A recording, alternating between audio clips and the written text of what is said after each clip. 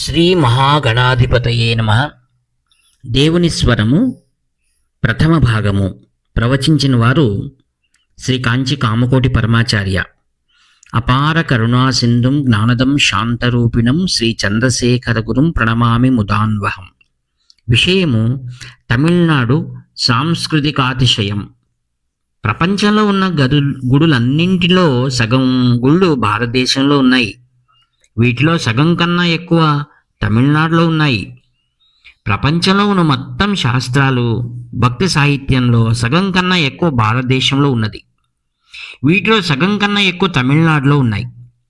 కావేరీ మైదాన ప్రాంతంలో కుంభకోణం చుట్టుపక్కల దొరికిన హస్తలిఖిత తాళపత్రాలు ప్రపంచంలో లభ్యమయ్యే శాస్త్రాలన్నింటిలో సగం ఉంటాయి అని తెలుసుకొని చాలా గర్వం కలుగుతుంది. ఇదిగాక తమిళనాడుకి ప్రత్యేకమైన కీర్తినిచ్చే విషయం ఉన్నది. ఒక భాష, ఒక సంస్కృతి నెలకొని ఉన్న ఈ ఒక ప్రాంతంలో ఇతర భాషల వారు, ఇతర సంస్కృతుల వారు వచ్చి స్థిరపడితే కాలం గడిచే కొద్దీ బయట వారి ప్రత్యేక ఆచారాలను, భాషను కోల్పోయి స్థిరపడిన ప్రాంత భాషనే మాట్లాడడం మొదలు పెడతారు. ఆ ప్రాంతపు నాగరికతనే పూర్తిగా అనుసరించడం ప్రారంభమవుతుంది.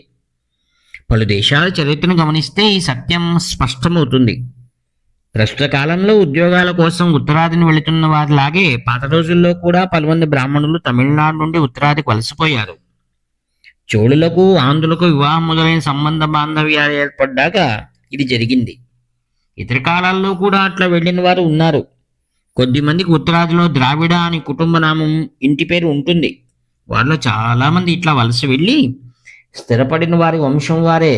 కానీ ఉత్తరాది రాష్ట్రాల్లో ఉండే ద్రావిడులకు తమిళం అస్సలు రాదు. ఇతర ప్రాంతాలకు వలసపోయి సుదీర్ఘకాలం పాటు నివసించే అల్పసంఖ్యాకులు మూల భాషను మరిచిపోతారనేందుకు ఇది ఒక ఉదాహరణ. ఇట్లా చెప్పాను కదా అని ఉత్తరాదిలో ఆర్యులు అని, దక్షిణాలో ద్రావిడులు అని విభజిస్తున్నానని కాదు. మన శాస్త్రాల్లో గమనిస్తే ఆర్య, ద్రావిడ రెండు విడి జాతి సంతతులుగా వేరు చేసే చెప్పిన ఆధారాలు ఏమీ కనపడటం లేదు. మన శాస్త్రాలలో ఉన్నదేమంటే ఒకే జాతి ప్రజలు, పంచగౌడులు, పంచద్రావిడులు భారతదేశ 10 ప్రాంతాలకు చెందినవారే. ఒక్కొక్క వర్గం 5 ప్రాంతాలు.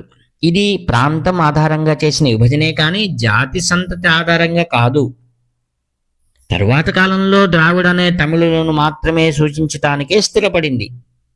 పాతకాలంలో అంతా ఒకటే మతం, ఒకటే జాతి.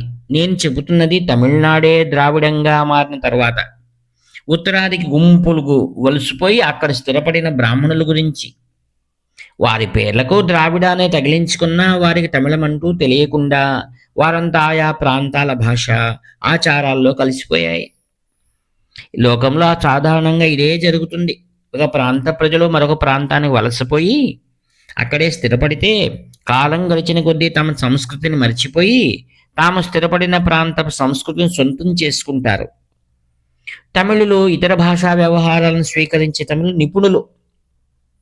తమిళనాడు ఆంగ్లేయుని కన్నా బాగా ఆంగ్లాన్ని మాట్లాడతాడు. హిందీ ప్రాంతం వారికన్నా గొప్పగా హిందీ మాట్లాడతారు. ఆధునిక నృత్యశాలలో నాట్యాలు ఆడడం దగ్గర నుండి హిందుస్థానీ సంగీతం వరకు దేనినైనా కష్టపడకుండా సాధించగలడు. ఈ లక్షణంలో కొంత పొగడవలసి ఉన్నది, కొంత తెగడవలసి ఉంది.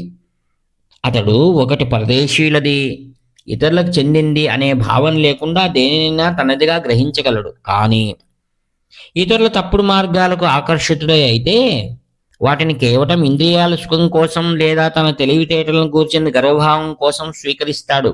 కానీ ఆధ్యాత్మికోన్నతి కోసం కాదు అనే విషయాన్ని మనం తప్పు పట్టక తప్పదు.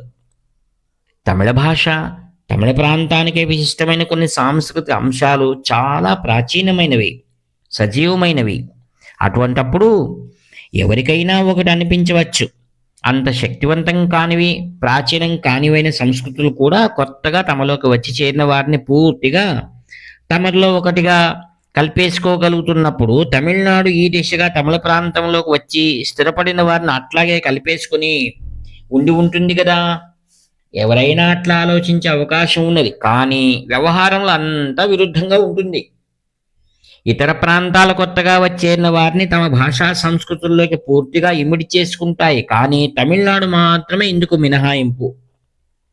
మహారాష్ట్ర, ఆంధ్ర, కన్నడ, గుజరాత్ అనగా సౌరాష్ట్ర, ఇతరులు ఎందరో తరతరాలుగా తమిళనాడులో స్థిరపడ్డారు. కానీ వారంతా తమ తమ భాషల్ని ఇప్పటికే మాట్లాడుతూనే ఉన్నారు.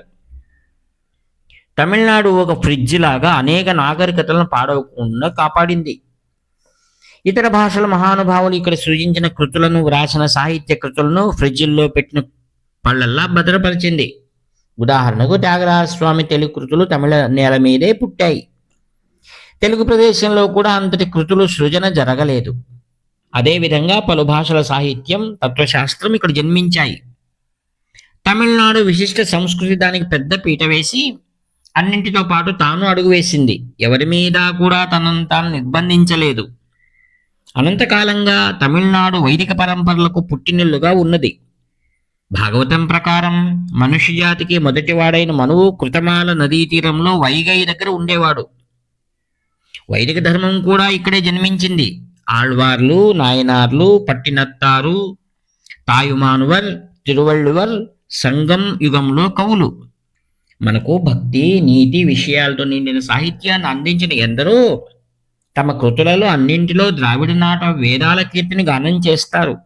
చోళ, పాండ్య, పల్లవ రాజులు అంతా తాము వేద పాఠశాలలకు, వేద పండితులకు అందించిన ధర్మ నిధులను ఎంతో ఆనందంగా శిలాశాసనాలుగా చెక్కించుకున్నారు. గత శతాబ్దం చెందిన క్రైస్తవ కవి వేదనాయకం పిళ్ళై కూడా దేవాలయాల చర్చలతో పాటు బ్రహ్మాలయ అనగా వేద పాఠశాల ఉనికి గురించి కూడా గర్వంగా చెప్పాడు. భారతీయ తమిళనాడు అంతటా నిండుగా ఉన్న వేదాల గురించి పాడింది మీకు తెలిసిందే. తమిళనాడులో వేదధర్మం ఉన్న చోట కళలు, పరమసత్యం గురించిన అన్వేషణ ఘనంగా ఉన్న చోటే నాస్తికత, సాంప్రదాయిక విధానాలకు వ్యతిరేకత కూడా మధ్య మధ్య తలెత్తుతూనే ఉన్నాయి. కానీ ఎప్పుడెప్పుడు నాస్తికత నృత్యం చేసేదో, జనులు తెప్పరిల్లి జాగరూకులై భగవంతుని పట్ల తమ భక్తిని, వైదిక విశ్వాసాన్ని పదును పెట్టుకున్నారు అనటానికి చరిత్ర సాక్ష్యం చూపుతుంది. దాని ఫలితంగా వైదిక విధానాలు మరింత ఎక్కువగా ఉజ్వలంగా ప్రకాశించాయి. ఇట్లు మీ ప్రియతమ నేస్తం నివర్తి నాగభూషణ్ శర్మ, వ్యాఖ్యాత. 7483229249